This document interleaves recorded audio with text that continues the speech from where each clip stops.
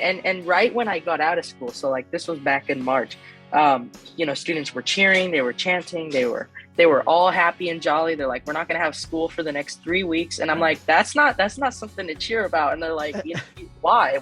I'm saying, what if it's closed down for longer? And, I get all this backlash because I actually mentioned that there's a possibility that it could be closed down for longer than 3 weeks. So they all think it's 3 weeks. They're having a good time. And lo and behold, it's almost 2 years now.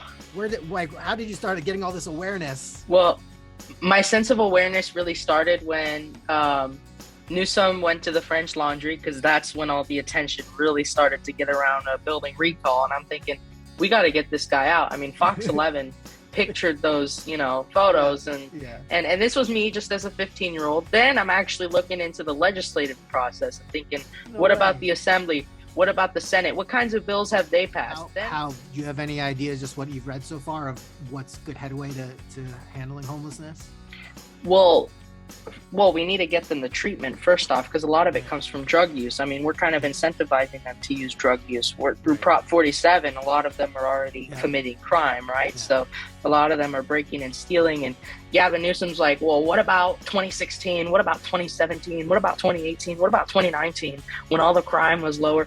I don't think that's actually accurate. Crime has actually gone way up. He is very delusional. He does not see that crime has gone up. And the first thing we need to tackle is drug use. And they lowered it from a felony to a misdemeanor. Mm-hmm. And the fact that they did that.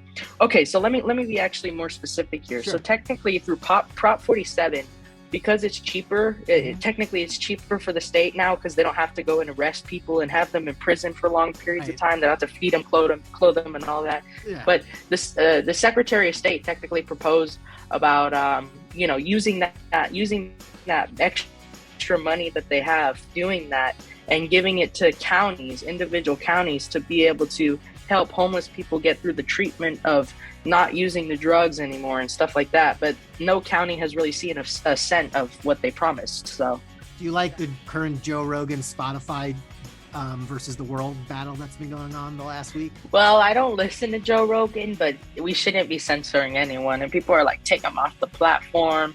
And I guess I would assume that's their choice. They're a private platform, but it's right.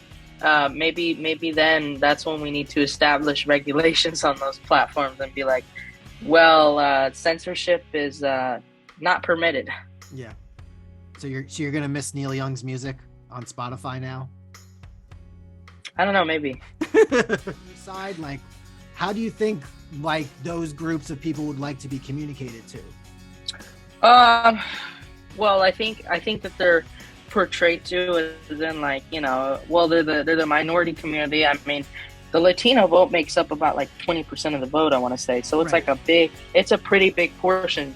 So when Democrats and Republicans are using the kind of rhetoric they're using it to get the Latinos on their side, right? So like Governor Newsom, by expanding Medi-Cal, he's thinking, well, Latinos are going to now be on my side because I'm supporting Latinos, Right. And the same thing goes with Republicans. They would want to do the same thing if they're in power, the same sort of thing. Mm-hmm. I think where the problem comes in is they mistreat Latinos. They throw labels on us for political reasons. Mm-hmm. And that this has been an issue going on for years. The way that they portray us in the media, it's like,